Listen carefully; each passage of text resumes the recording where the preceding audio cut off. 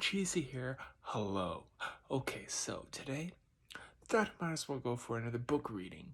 And now, since I have a nice selection of books, should you say, I'll start to read them. Anyone who wants to try to give more to me, I love books. I will start to become the book guy. It doesn't really bother me. I know it is soothing to hear someone else read something for you in a video and you can kind of just see the book. People like that. There's some other ideas, and I will start to implement them on my videos. So, on with the book reading. Here we go. Walt Disney, Peter Pan.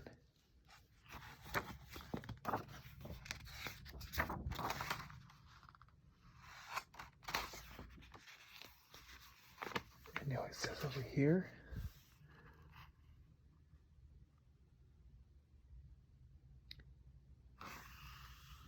right there.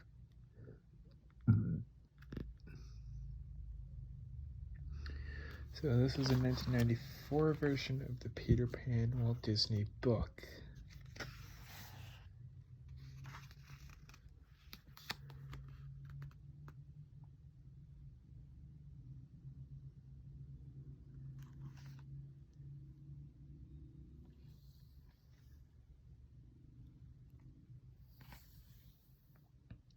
Late one dark, cloudy evening, a long time ago, in a 3-story brick house in the quiet cobblestone street in London, George Darling and his wife, Mary, were preparing to go to a party.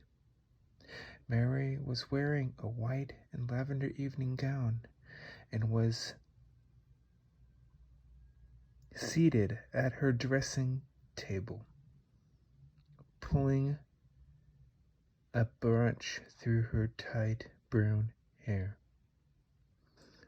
George, a tall, dark-haired man with a prominent belly and a gruff voice, was searching for something in his drawer. "George, dear," said Mary, "do hurry. We mustn't be late for the party." "Unless I find my cufflinks," George grumbled. "We don't go to the party." He pulled open one drawer after another. "And if we don't go to the party, I can never show my face in the office again." Having worked his way down the lowest drawer in the dresser, George abruptly straightened up and promptly banged his head on the bottom of the highest drawer. "Yow!" he cried. The evening was not going off to a good start. Upstairs in the children's nursery, the Darlings' 2 young sons were hopping from bed to bed, dueling playfully with the wooden swords. "Take that!" shouted Michael, a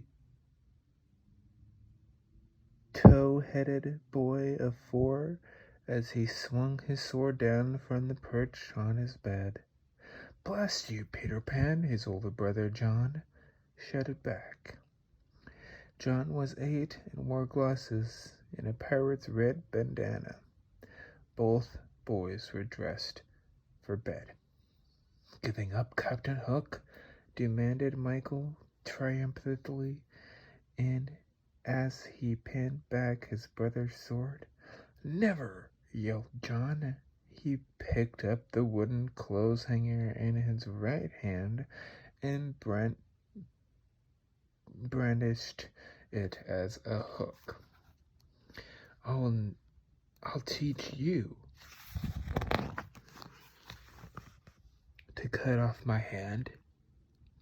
He caught Michael's ankle with the hanger, causing him to tumble onto the bed. At that moment, Wendy, the eldest of the darling children, came into the nursery.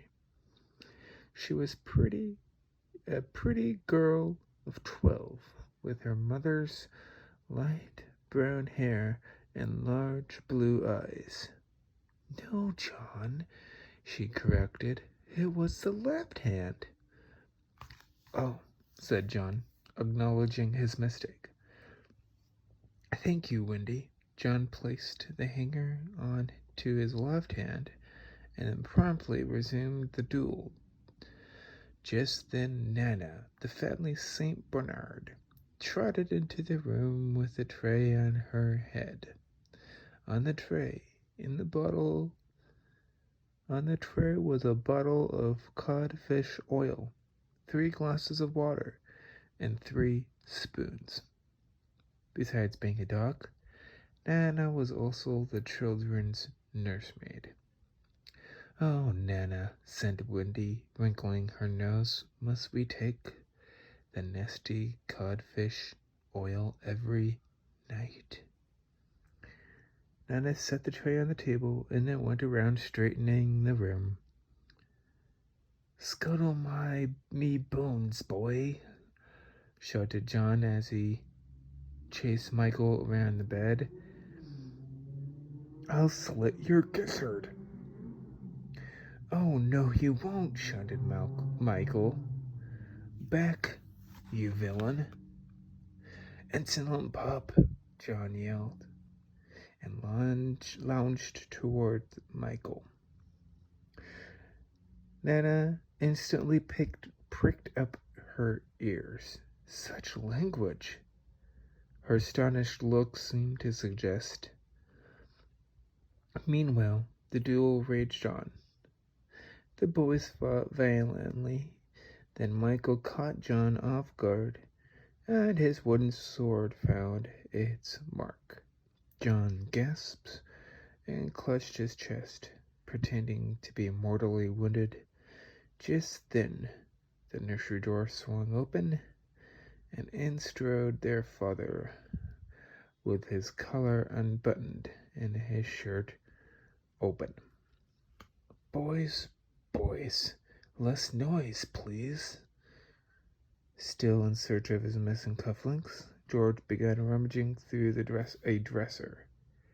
"Hello, father," said John pleasantly from the middle of his desk scene. "You old bulgy rat," cried Michael, brandishing his sword.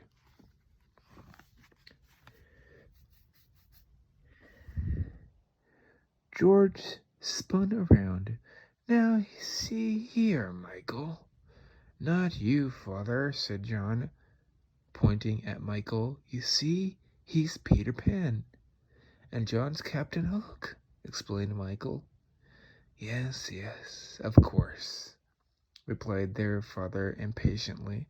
"Have either of you seen my gold cufflinks?"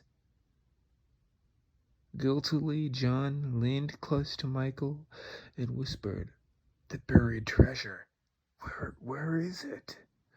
Michael shook his head. "I don't know." "Then where's the treasure map?" John asked nervously. "It got lost," said Michael. From under John's bedding, George found at least one thing he'd been looking for. "Thank heavens," he grumbled. "My shirt front." He started to put it on, oblivious to the brightly colored treasure map drawn on it. "You found it!" cried Michael as he grabbed for the map. "Don't paw at me, Michael," said his father firmly. George gently pried his son's fingers from his shirt front. "This is my last clean."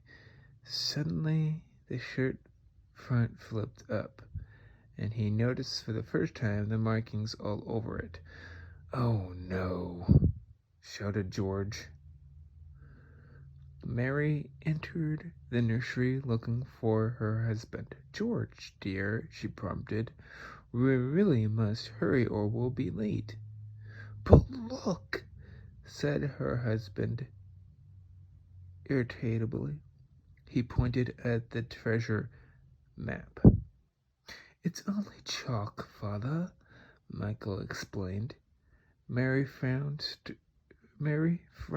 sternly and put her hands on her hips. Why, Michael, it's not his fault, said John, coming to his younger brother's defense. It's in the story. Wendy said. Wendy, her father bellowed. Story? I might have known. He stormed over to the doorway. Wendy, he shouted. Well, hope you guys did like that book reading that I was started off from. All I can say is, hope you guys do like all of this. Like my videos? Yes, please do. Hope you guys do comment down below, right down there. And I hope you guys do subscribe. Hope you guys have a great day. And hopefully I can show you more of this book and book readings later on. See ya.